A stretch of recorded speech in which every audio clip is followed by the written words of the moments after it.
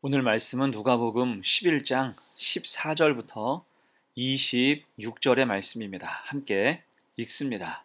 예수께서 한 말 못하게 하는 귀신을 쫓아내시니 귀신이 나가매 말 못하는 사람이 말하는지라 무리들이 놀랍게 여겼으나 그 중에 더러는 말하기를 그가 귀신의 왕 바알세불을 힘입어 귀신을 쫓아낸다 하고 또 더러는 예수를 시험하여 하늘로부터 오는 표적을 구하니 예수께서 그들의 생각을 아시고 이르시되 스스로 분쟁하는 나라마다 황폐하여지며 스스로 분쟁하는 집은 무너지느니라. 너희 말이 내가 바알세불을 힘입어 귀신을 쫓아낸다 하니 만일 사탄이 스스로 분쟁하면 그의 나라가 어떻게 서겠느냐. 내가 바알세불을 힘입어 귀신을 쫓아내면 너희 아들들은 누구를 힘입어 쫓아내느냐. 그러므로 그들이 너희 재판관이 되리라. 그러나 내가 만일 하나님의 손을 힘입어 귀신을 쫓아낸다면 하나님의 나라가 이미 너희에게 임하였느니라. 강한 자가 무장을 하고 자기 집을 지킬 때에는 그 소유가 안전하되 더 강한 자가 와서 그를 굴복시킬 때에는 그가 믿던 무장을 빼앗고 그의 재물을 나누느니라.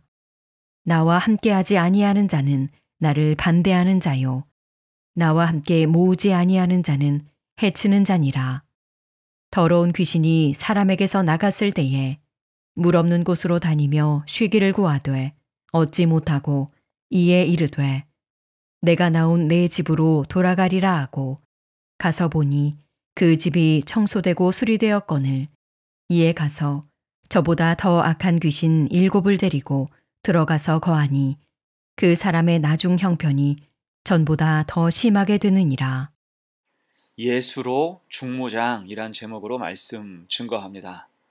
삶을 살아가다 보면 선택의 중요한 순간을 만나게 됩니다. 그때 어떤 선택을 하느냐에 따라서 그 순간뿐 아니라 미래가 결정되기도 합니다. 특히 중요한 것이 영적인 선택이죠. 이에 악한 마귀는 우리의 선택에 혼란을 주기 위해서 끊임없이 도발하고 악한 것을 심어주고 죄된 것을 강요하기도 합니다. 당연히 성도는 영적으로 무장해야겠지요. 선택의 기로에서 흔들리지 않는 선택의 기준을 가질 수 있어야 돼요. 곧 예수로 중무장해야 됩니다. 자, 그 의미가 무엇이고 어떻게 무장해야 할까? 두 가지로 생각해 봅니다. 첫 번째, 예수 그리스도를 확신해야 합니다. 주님은 복음을 전하시면서 늘 선한 일을 하셨어요. 오늘 본문에서도 소개하는 것처럼 귀신을 쫓아내시고 병든 자를 고치셨죠. 그러면 다들 하나님의 놀라우신 위엄을 찬송하고 주님을 칭송해야 마땅한 것이었어요. 하지만 엉뚱한 반응들도 있었습니다. 15절이죠. 그 중에 더러는 말하기를 그가 귀신의 왕 바알세불을 힘입어 귀신을 쫓아낸다 하고, 뿐만 아니고 어떤 사람은 주님을 시험하기 위해서 다시 표적을 구하기도 했습니다. 자, 그래서 주님이 작정하고 말씀하셨죠. 20절로 22절이에요. 그러나 내가 만일 하나님의 손을 힘입어 귀신을 쫓아낸다면 하나님 나라가 이미 너희에게 임하였느니라. 강한 자가 무장을 하고 자기 집을 지킬 때에는 그 소유가 안전하되 더 강한 자가 와서 그를 굴복시킬 때에는 그가 믿던 무장을 빼앗고 그의 재물을 나누느니라. 아멘.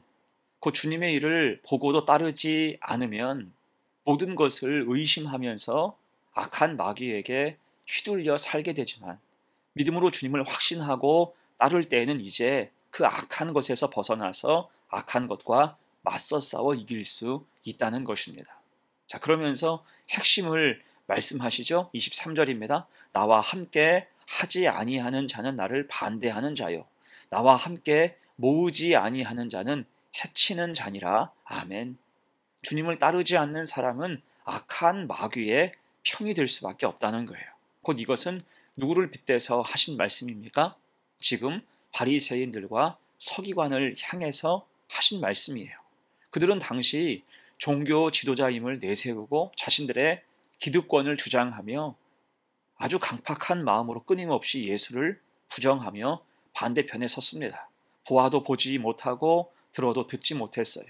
눈과 귀를 철저히 닫고 주님의 그리스도이심을 받아들이지 않았습니다. 오히려 안 믿을 결심을 하는 듯 주님을 곤경에 빠뜨리기 위해서 부단히 노력했지요.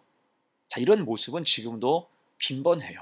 은혜를 맛보고도 알만한 사람인데 주님 편에 서지 않는 경우를 보게 됩니다. 여러분 누구나 인생 가운데 주님을 따르고 주님을 선택할 기회는 여러 번씩 주어집니다. 이때 가장 안타까운 것은 입장이 늘 애매한 사람들이에요. 한 발은 세상에, 한 발은 하나님께 걸쳐놓은 것처럼 그렇게 행동하다가 늘 주저하다가 결국은 빗나가는 경우를 보게 됩니다. 그러면 이런 사람을 주님 편이라고 봐야 할까요? 아닙니다. 주님을 온전히 따르지 않으면 주님의 편이라고 말할 수 없는 거예요. 여러분, 하나님과 악한 마귀 사이에는 중간지대가 없습니다. 그래서 확실한 선택이 필요한 거예요. 예수 그리스도를 따르고 선택할 것인가, 세상을 선택할 것인가 결정해야 한다는 것입니다. 마태복음 6장에서 주님이 말씀하셨죠. 한 사람이 두 주인을 섬기지 못할 것이니 혹 이를 미워하고 저를 사랑하거나 혹 이를 중히 여기고 저를 경히 여김이라. 너희가 하나님과 재물을 겸하여 섬기지 못하느니라. 아멘. 예수님을 믿는다고는 하지만 세상과 적당히 타협하고 살아가고 있다면 이제 결단해야 한다는 그러한 뜻이에요. 지금도 악한 마귀는 우리의 신앙과는 상관없이 편하고 달콤한 것으로 우리를 유혹합니다. 거짓된 안정감을 보장하는 척하기도 해요. 하지만 여러분, 진짜 평안은 그런 것이 주는 게 아니잖아요. 주님이 주시는 것. 그래서 십자가의 길이 당장은 쉽지 않아도 오직 주님만을 따를 때 영원한 생명과 승리가 보장됨을 우리가 확신해야 하는 것입니다. 그러면 선택의 주저함도 없고 악한 마귀의 여러 가지 시도 앞에서도 흔들림이 없습니다. 이게 예수로 무장하는 방법이죠. 그렇게 망설임이 없이 주님을 선택하고 온전함으로 섬기며 살아가는 복된 성도가 되시기를 축원합니다. 아멘. 두 번째예요. 예수로 중무장. 두 번째, 공허한 마음을 말씀으로 채워야 됩니다. 이제 주님은 온전하지 못한 사람을 빗대서 다시 말씀하십니다. 24절로 26절이에요.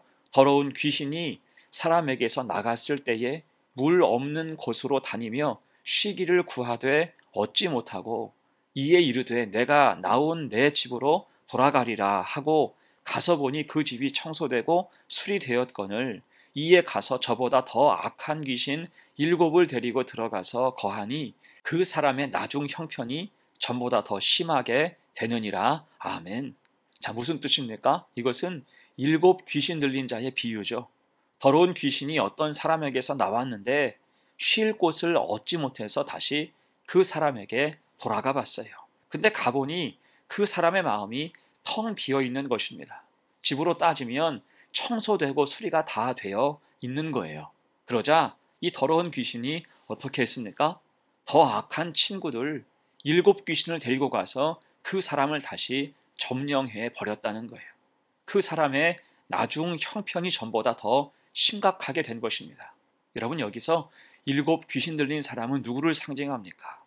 다시 바리새인과 서기관, 곧 종교 지도자들을 의미합니다. 그들은 외적인 경건에만 치중해서 눈에 보이는 악에서 벗어나기는 했지만 그 심령은 텅 비어 있었습니다. 거룩한 영으로 채워지지 않았고 생명의 말씀은 희박했어요. 그럴 때 그 비어있는 마음에 악한 마귀가 침탈해 오는 것입니다. 그렇게 악한 것으로 채워지니 주님을 대적하게 되었고 결국 주님을 십자가에 못 박기까지 주저함이 없게 됐다는 것입니다. 어떻습니까? 나중 형편이 이전보다 더 심하게 되었고 갈수록 더 나빠지게 됐다는 거예요. 그래서 여러분, 공허한 마음에는 악한 마귀가 틈타게 되어 있습니다. 세상은 마음을 비우는 것이 중요하다 강조하죠. 틀린 말이 아닙니다. 회개하고 새 마음을 먹어야 돼요. 하지만 더 중요한 게 뭡니까? 이후 무엇으로 채우느냐예요. 그 마음을 비워둔 채로 그냥 두어서는 안 될 겁니다. 반드시 주님으로, 주님 말씀으로 채워야 돼요. 그 마음을 주님 말씀으로 채우지 않으면 악한 마귀는 반드시 빈집을 털러 다시 돌아오고 더 강력하게 역사할 수 있다는 것입니다. 여러분, 우리의 신앙생활도 그렇습니다. 예배 중에 은혜 좀 받았다고 끝난 게 아니에요. 눈물로 회개하며 마음의 짐을 내려놓았다고 마냥 편안한 마음으로 있어서는 안 됩니다. 은혜 받은 후에 오히려 넘어지기도 하는 거예요. 그래서 무엇으로 채워야 됩니까? 말씀으로 채워야죠.